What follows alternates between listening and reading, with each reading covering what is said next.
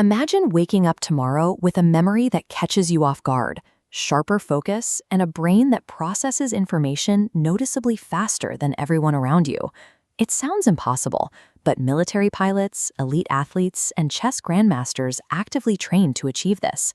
They rely on a specific 5-minute mental routine to build and maintain a massive cognitive edge.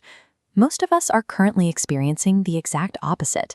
We feed our brains a constant diet of cheap dopamine through endless scrolling, training our attention spans to passively fracture after just a few seconds.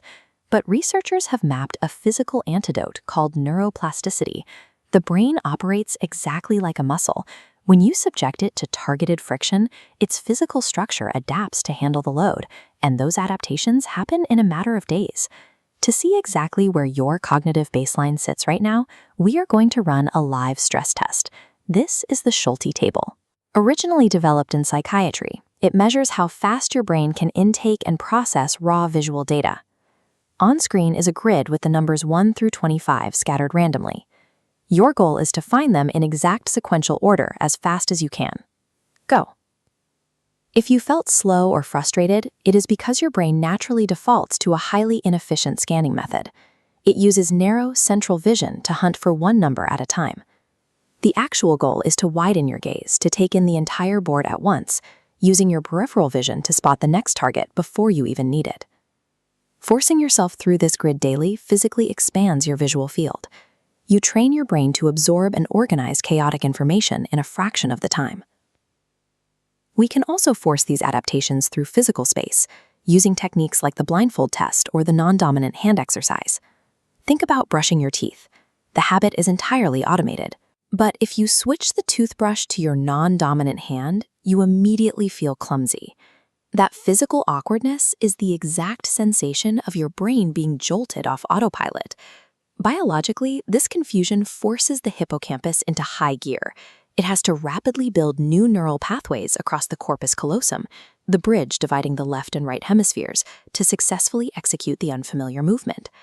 By deliberately injecting physical difficulty into mundane tasks, you stretch your brain's capacity for long-term agility and flexibility.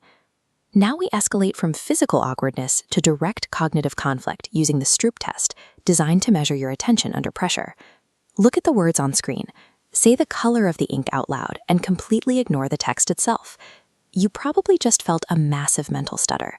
That delay happens because reading is an automatic process, but identifying the color requires manual, active focus. Two opposing signals crash into each other. Overriding that impulse requires a mechanism called executive function.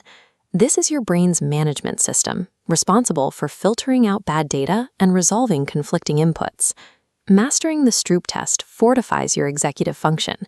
It trains you to maintain unshakable focus in highly chaotic environments without getting distracted by irrelevant noise. The extreme ceiling of this training is a complex exercise called the dual N-back test. It demands so much mental bandwidth that most untrained people fail it in under 5 seconds. Elite competitors rely on extreme memory tasks like this to hold, manipulate, and update multiple streams of information simultaneously. They train themselves not to freeze when the data load spikes. The physical structure of the human brain literally shapes itself around the specific demands you place upon it, and this process doesn't take decades. Subjecting your brain to targeted cognitive stress yields measurable, structural improvements in a matter of days.